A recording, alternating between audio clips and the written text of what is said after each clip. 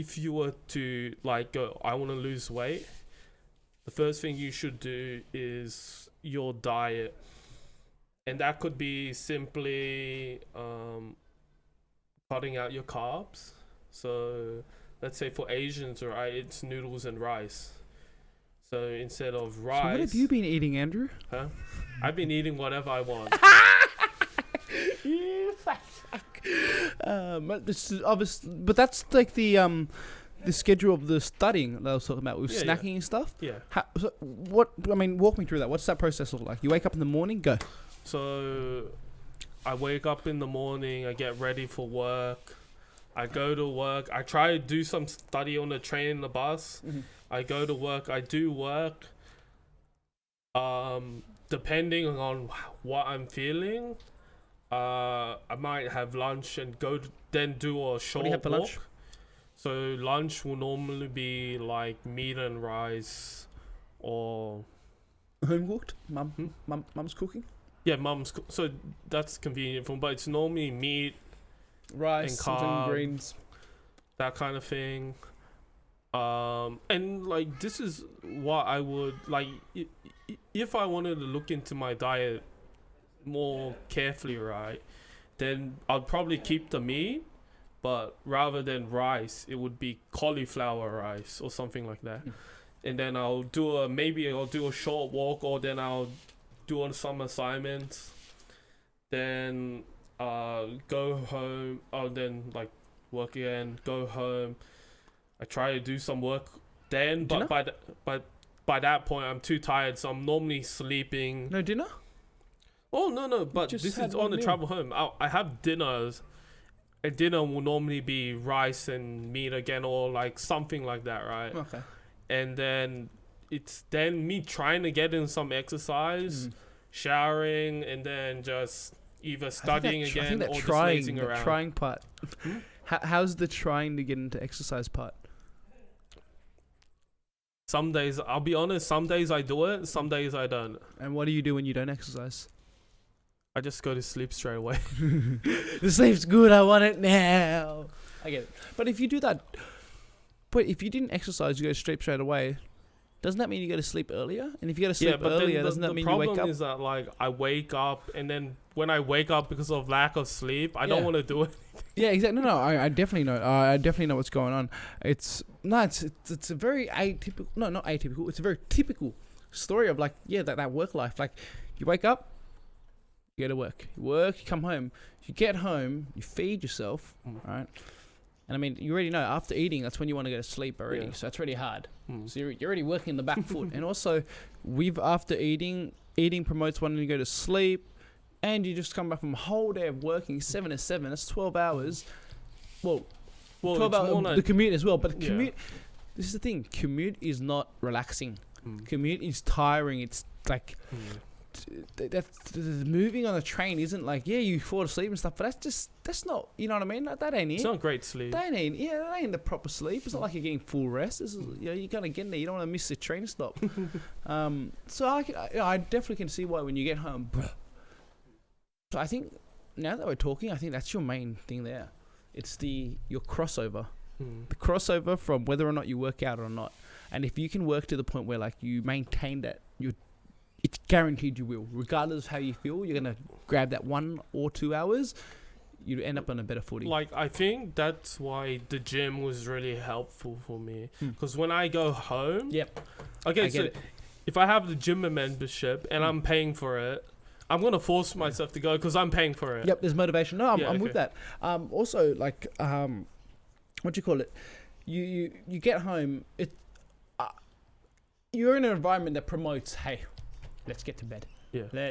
I'm been out all day, because like if you got home later, you'd still be fine. But once you're home, your body just relaxes mentally. So it's really mental, isn't it? But then that's also a problem, right?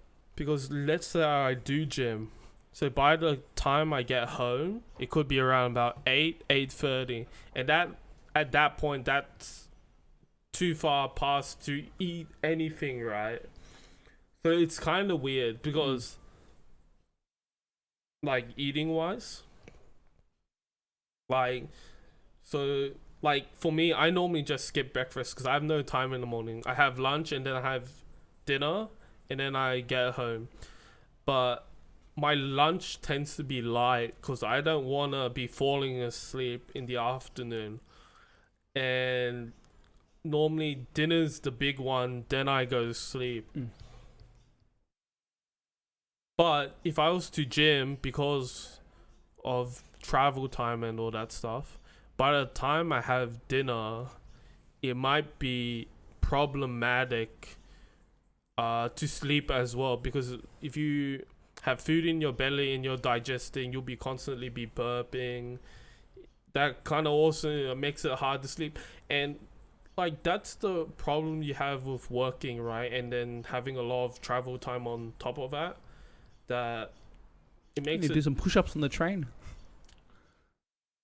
I don't know if I'll do that. It's a bit I'm messing with you. but like this is the problem of the modern person working, right? That doing stuff for work takes too much time. Like for me, going to work, travel time overall is about 3 hours each day. I can see that, like, it's quite a vicious cycle, you know, where there's a level of everything kind of causes everything else. Because you work, there's time dedicated, so that not only do you have a lot of time traveling, but working, you got time you can't do certain things. That also brings along a level of stress, and which then brings along a certain impact upon maybe not your actual diet, because it seems like your actual meals, you're having them, it's a snacking that happens afterwards, whether it's there. The thing that I'm noticing though, Andrew, it's a bit hypocritical is not the best word because it's too harsh. It's more so because as I'm talking to you and I are identifying the things that everyone that isn't you that goes through your problem has, where they're like, oh, I don't have time, I'm unable to find the time, or I'm tired and things like that. And you and I can both critique that and be like, hey, there is time, you can do it. And then when we talk and we ask about your day, I'm hearing that phase, that flip over, and which, mind you, I understand why it happened. Not here to, that's why I say, like, it's not, you can't say someone's being hypocritical. You're not being hypocritical. You in fact, you're being very factual. You're just literally highlighting the facts. This is what I understand, and even despite understanding this, I do the complete opposite because of the experience that I'm going through right now. The experience being the work and the stress. So let's put it this way, right? Like I mentioned before, when I had a gym membership, I would make time to go to gym. My problem now is when I get home, it depends on whether I feel like exercising or not. That thing right there. Yeah. It depends on whether you feel like exercising or not. So it almost feels like if we pull that factor, that's the mitigating factor, and we make that factor a always, or a regardless of how I feel, I will exercise. We're not commenting on fact on whether you had to do that or not yet, because that's reality. We're not using reality right now. We're just using this imagination world. Do you think it'd be better off? Probably, but knowing myself, I accept that the reason why I had that gym membership was accountability wise, because I have gym, I have a place that I know I go into, I exercise. Even though I can exercise at home, home is like relaxation, chilling, maybe a bit of study, that kind of thing. It's the association. Yeah, I think it's a big association, which is why when I talked about that, the whole daily implementing the push-ups whenever you can, that felt like you could implement that, right? Yeah.